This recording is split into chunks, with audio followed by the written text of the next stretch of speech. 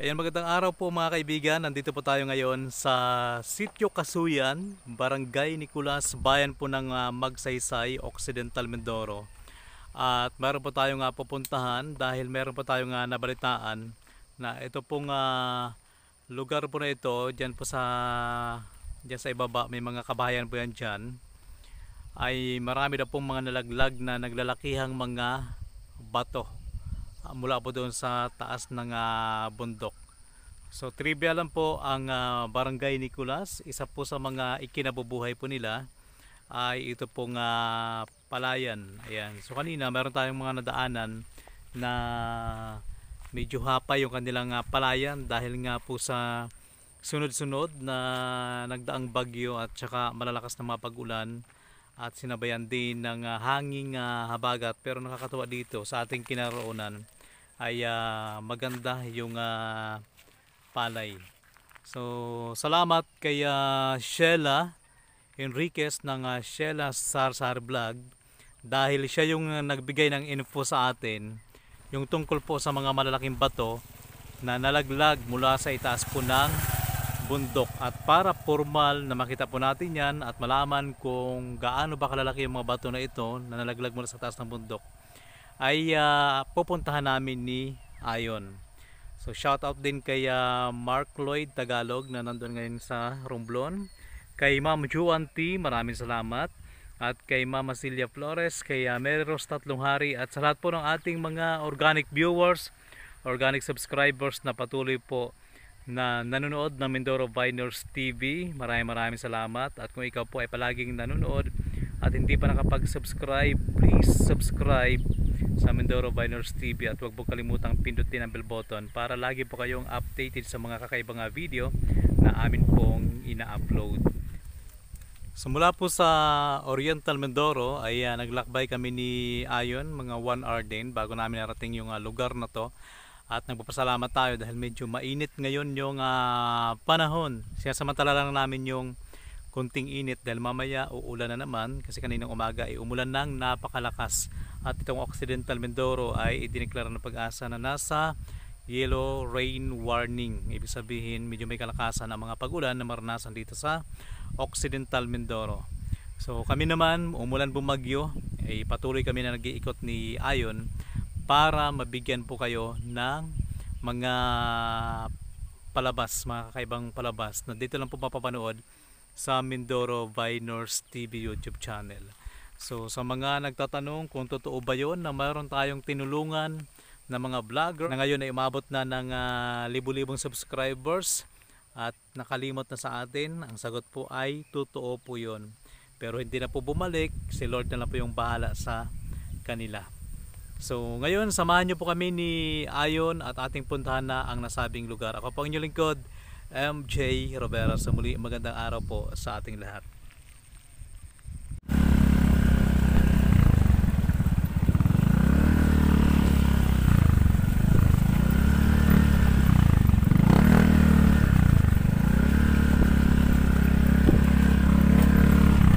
Medyo madulas lang yung dinadaanan natin. Buti nga dito, graba.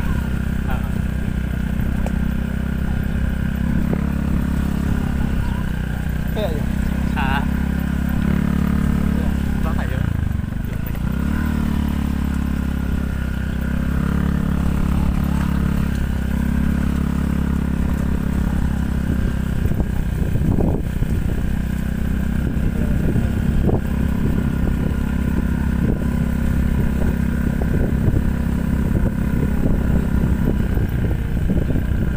Ito na yung kabayan ng Sitio Casuyan.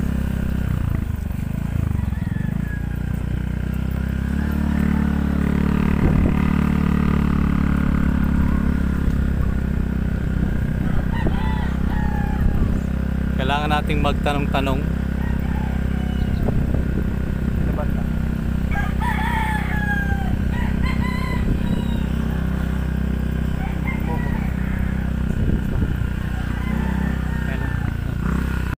So ngayon po ay nandito na kami sa Sitio Casuyan at pupuntahan po natin yung nag-landslide at mga nalaglag na mga malalaking bato dito po sa lugar na to. Kaya po sila nag-evacuate ng mga nakaraan dahil sa landslide.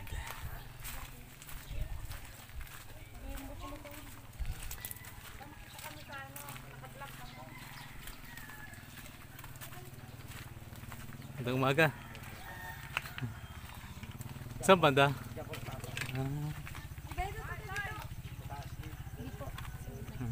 Dito? Diyan po, diyan.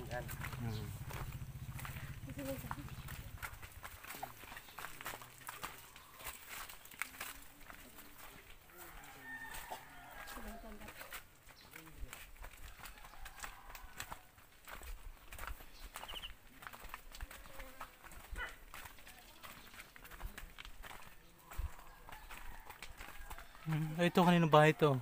Kay Ate Bibi po. Ito pala delikado, no? Opo, yan nga po yung kinakatakutan na mabagsak. Yan. Yan po.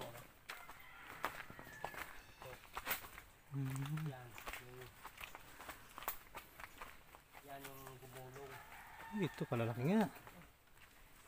So ito po,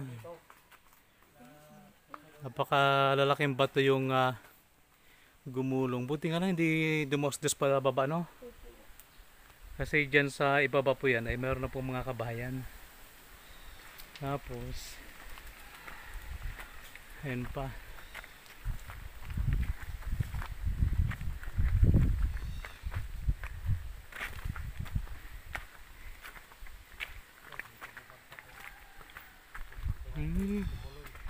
Grabe, no? Itong mga kahoy na natumba, landslide lang to. Dinaanan niya po. Hmm.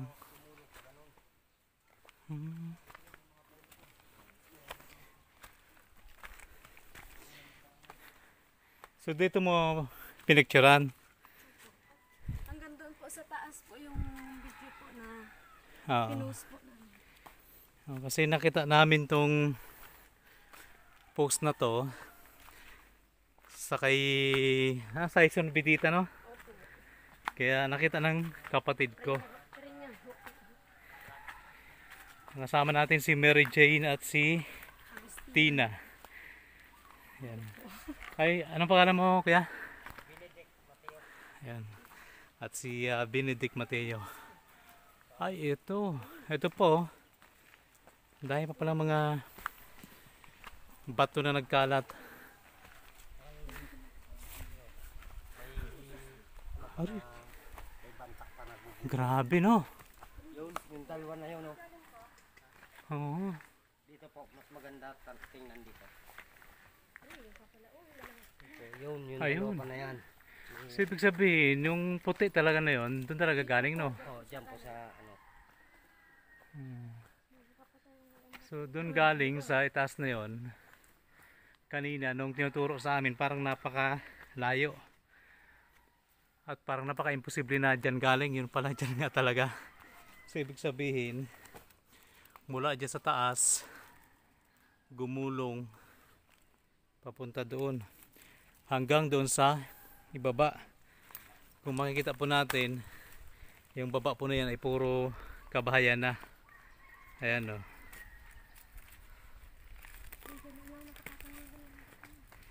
So ito yung Sitio Kasuyan. Sakop po siya ng Nicolas. Buti lang walang bahay na natabunan din. Hindi pa, wala pa naman po. Buti nga po dyan bumangga. Oo. Lumis ng konti. Anong araw to nangyari?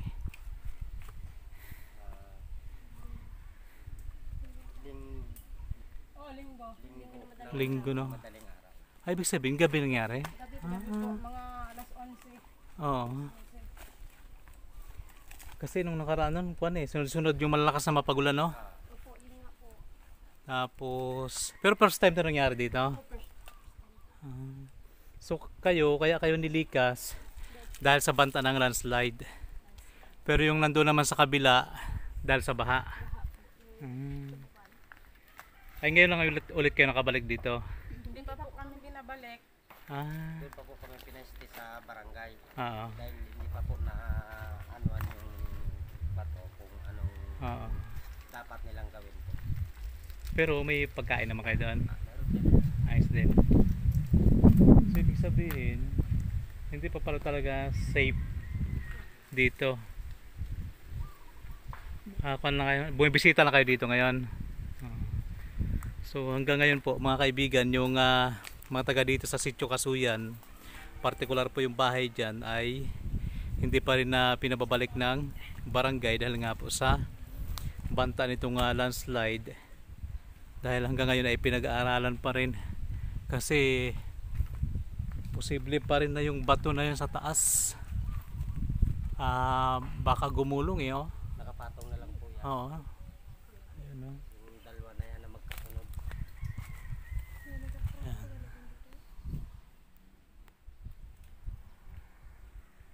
So ayun po, bali dalawa pala yan. Dalawa po, magkasunod yan. So ibig sabihin pag gumulong yung isang bato, may posibilidad na gugulong din yung isa.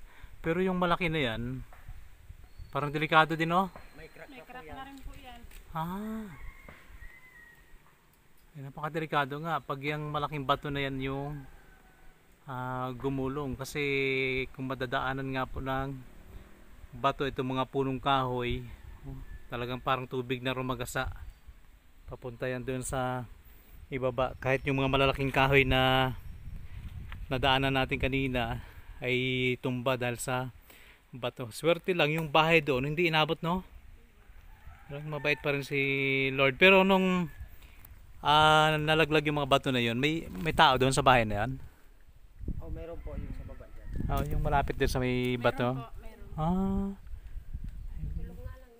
Hindi namin po na malaya. Nag-isa Oo. na lang kami. May bato na dyan. Sobrang bait na ni Lord kasi kung dumiretso yung malaking bato na yun, siguradong natabunan yung bahay na yun. Baka abutin po yan doon sa may kalsada. Pag dumiretso yun, sigurado maraming bahay yung mahagip. So ilang pamilya kayo yung apektado ngayon doon sa evacuation center? Sa ano po siguro, 70. 70.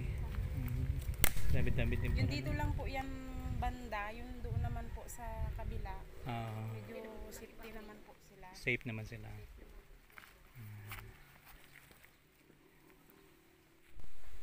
Pare pa tutok say. Pare pa dyan pa ito nakapatang.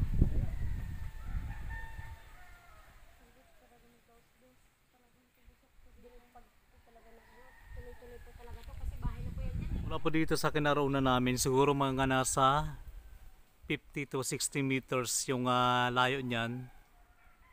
Pero kung mapapansin natin, yung mula doon, may dalawa pang malalaking bato.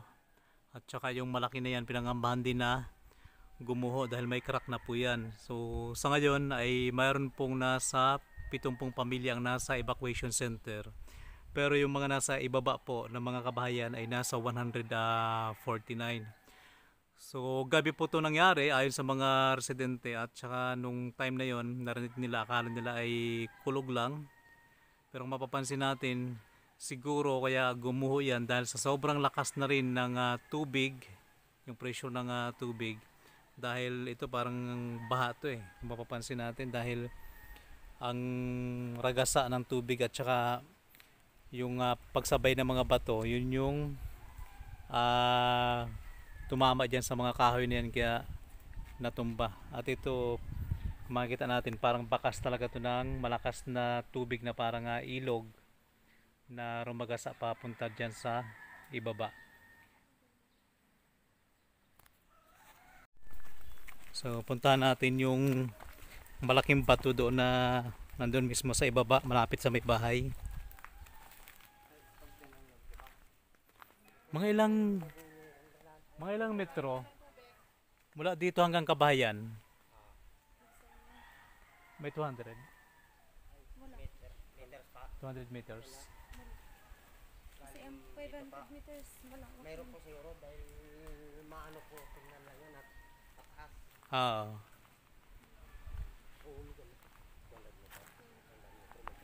Hanggang sa kabahayan?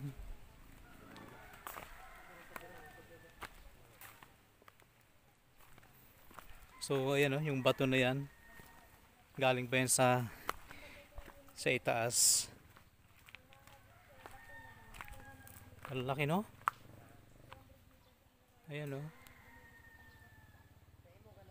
So ito yung mga malalaking kahoy na nadaganan ng bato, kaya natumba.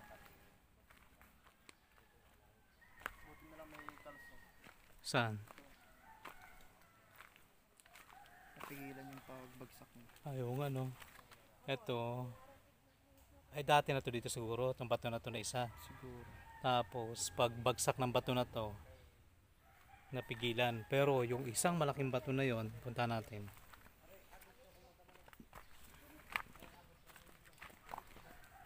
Ang napakagandang senaryo dito, kaya pasalamat din talaga tayo kay Lord. Posible kasing kung dito dumiretso yung bato, siguradong maraming mga kabahayan ang maapektuhan at madadaganan ng malaking bato na yan. Pero ang kagandahan ng dito, ayan o, kung dito dumiretso ay maraming apektado. Ang kagandahan lang dito, lumiko yung bato, ayan. Ano yung bahay pala? Oo. Lapit na nga talaga. At kung ang bato din ito ay tinamaan ng bato na yon, ay siguradong yung bahay doon ay durog. So pasalamat pa rin tayo at hindi siya dumiretso at hindi bumangga dito. So puntahan natin, ito yung bato. Laki oh. Ayan. Ito yung galing sa taas, no? Imagine. Malaki. Ayan yung kanyang mga dinaanan. Mula dito, galing siya doon. Ayun doon sa itaas sa pinakita natin kanina. So, ganun ka layo yung nilakbay ng bato na to.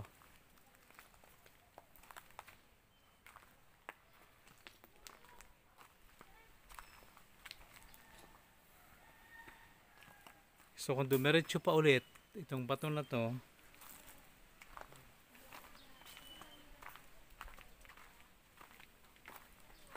dyan sa unahan, marami na ulit mga kabahayan. So yan. So mga bahay na yan. So ito naman yung bahay na sinasabi natin kanina na konting-kunti na lang. So buti lang napigilan siya ng bato na yan na mayroong ugat ng kahoy. Kasi kung wala, dire-diretso pa yan.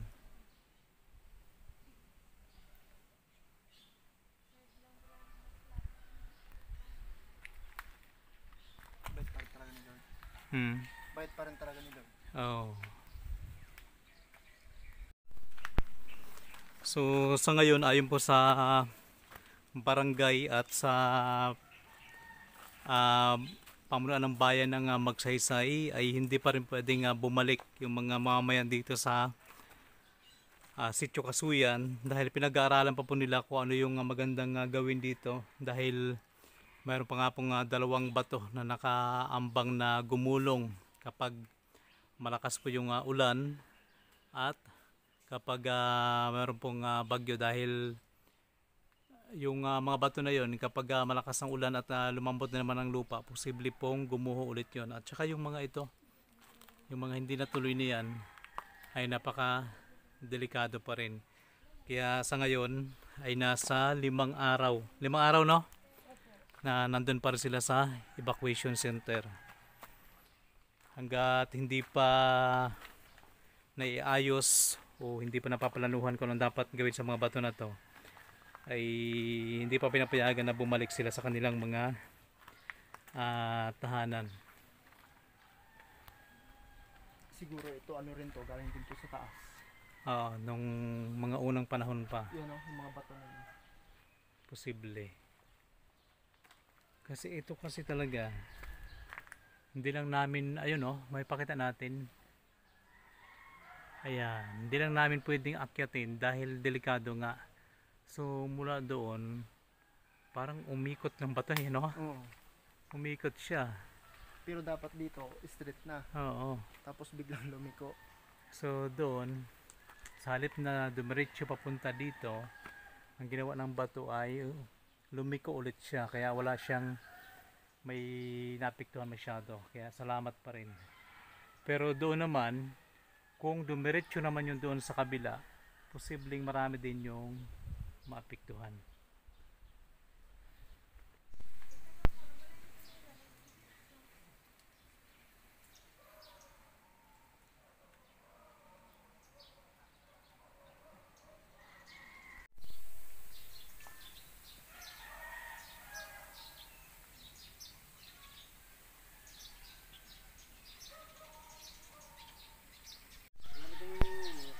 Alam na, may nagulong dyan. Nabukasan. Nagpunta kami din, nagpunta itong kapitbahay ko dito sa taas. Nakita yan. Yun pala, yung patungan. Pero dati kuya hindi naman ganyan. Wala, kalalakas ng mga bagyo na dumaan dito. Sa mga pasangan na yan, naputol. Mga ano ito. Pero wala mo nilaglag na bato dyan. Oo. Patagal na ng panahon. Pero nung time na yun, malakas ang ulan, no? Senior.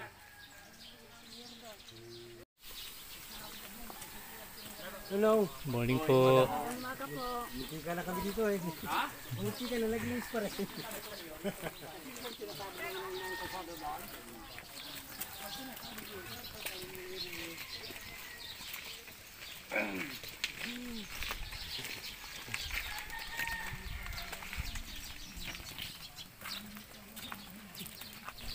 So, ayun po.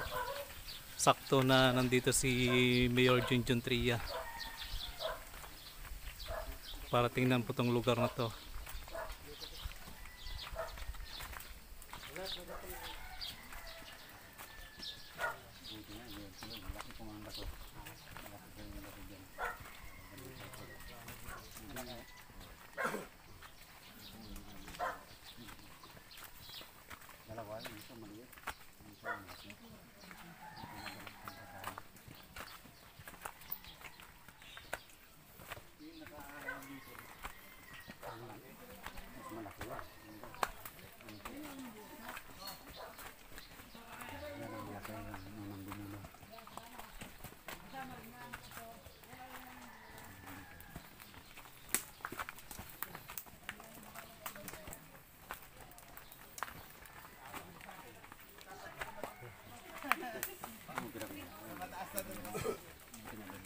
Lalo kung hindi luminis.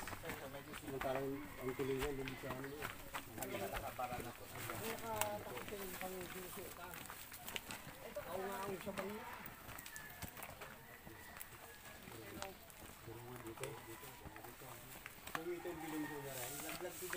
Ay.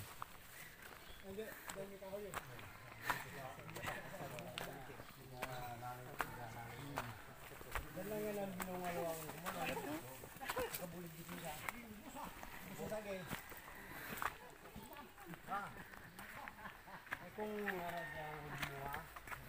baka tuloy dito sa amin eh. Pero siguro dito sa parang binungan ng kulakawan. Okay. Kaya nalagyan dito.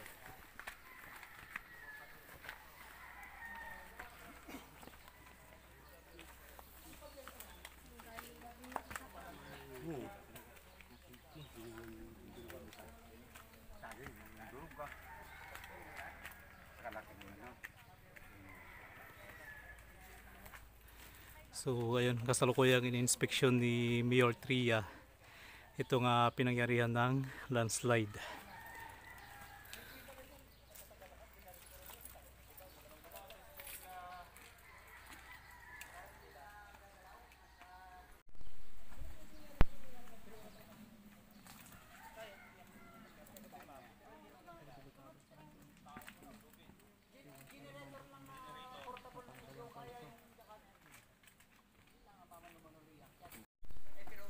Hindi rin pala kasi bangga dyan.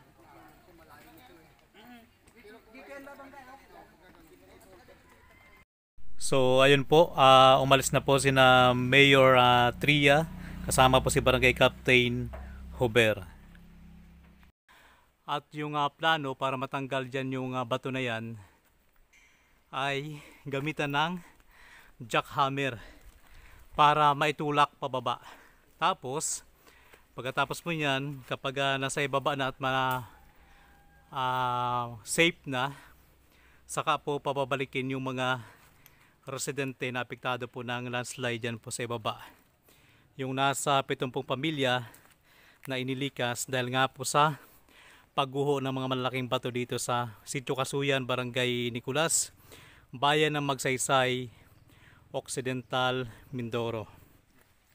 So kanina nga po ay nakasama natin mismo ang pamahalang bayan ng Magsaysay sa pangunguna ni Mayor Junjun Tria.